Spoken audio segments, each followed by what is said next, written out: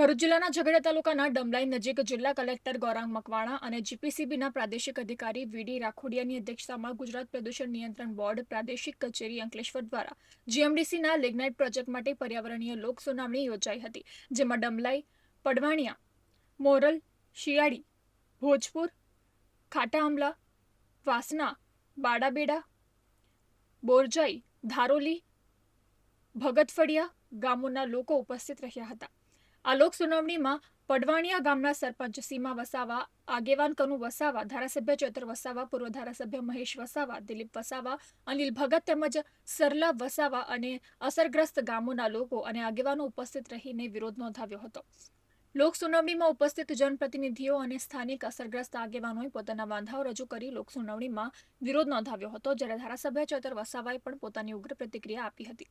બંધારણીય નિયમો, બંધારણીય મૂલ્યોને નેવે મૂકીને આ ગ્રામસભા થઈ છે અને આજના તમામ લોકોએ કીધું કે સરકાર, અદાણી, અંબાણી કે જે પણ લોકોને, એ ટોરેન્ટોને કે જે પણ લોકોને આવનારા ભવિષ્યમાં કોલસાની જરૂર હોય તો અહીંના લોકોની ગ્રામ પંચાયતો છે, સદ્ધર છે, સદ્ધરતાનું પ્રમાણપત્ર ધરાવે છે અને ઘણી મંડળીઓ છે, એમની પાસે જરૂરિયાત પ્રમાણે કોલસાની માંગ કરી શકે છે। અહીંના લોકો જાતે કોલસો ખોદીને એમને આપી શકશે, પણ ક્યારે જમીન આપવાની સહમતિ દર્શાવી નથી। આનો અમે બહિષ્કાર કર્યો છે।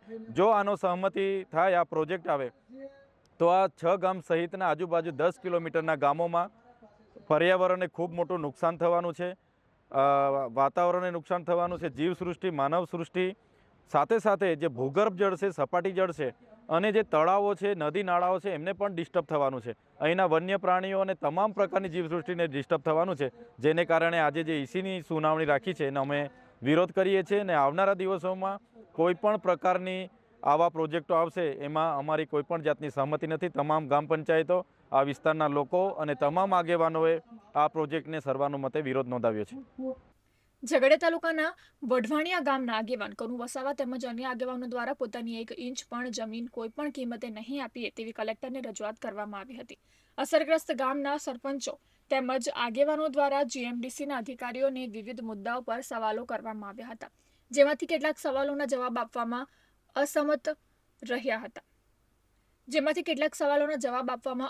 રહ્યા હતા। લોક સુનાવણીનો વિરોધ કરતા સ્થાનિક આગેવાનોએ જણાવ્યું હતું કે અમે આ જમીન પર વર્ષોથી વસ્યા છે અને અમે અહીંયાથી સ્થાનાંતર કરવાના નથી, જેથી આ 1 ઇંચ પણ જમીન અમે જીએમડીસીને આપવાના નથી, તેમ કહી પોતાનો વિરોધ નોંધાવ્યો હતો। ગુજરાત પોલ્યુશન બોર્ડના અધિકારીને પૂછવામાં આવ્યું કે તમે કોની પરમિશનથી અહીંયા આવ્યા છો, તો એમણે અમને જવાબ આપ્યો કે આ જે અમે મિટિંગ રાખી છે એ સરકારી મિટિંગ નથી। તો એમને પૂછવામાં આવ્યું કે ભાઈ તમે કેવી રીતે અહીંયા મિટિંગ રાખી છે, કોને પૂછીને મિટિંગો રાખી છે? તો લોકોને વખતો વખત અમે કહેવા માંગીએ છીએ કે આ જીએમડીસીના નામે આવી જે લોક સુનાવણીઓ રાખવામાં આવે છે, આ લોક સુનાવણીઓ દ્વારા આ ફક્ત એક નાટક કરવામાં આવે એવું લાગે છે અમને। તો અમે જ્યાં ગુજરાત એનજીટી જે બોર્ડ છે આપણા દેશનું, એમની દિલ્હીમાં ઓફિસ છે અને સુપ્રીમ કોર્ટના રિટાયર જજ એના એમડી છે, તો અમે એમને પણ કહેવા માંગીએ છીએ કે આ જે જીએમડીસી છે એ જીએમડીસીને કદી બી અહીંયા ઈસીનું પરમિશન મળવી જોઈએ નહીં।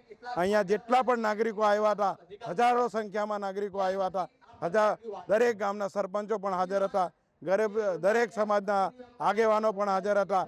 એક માણસ અહીંયા વિરોધ નોંધાયો છે।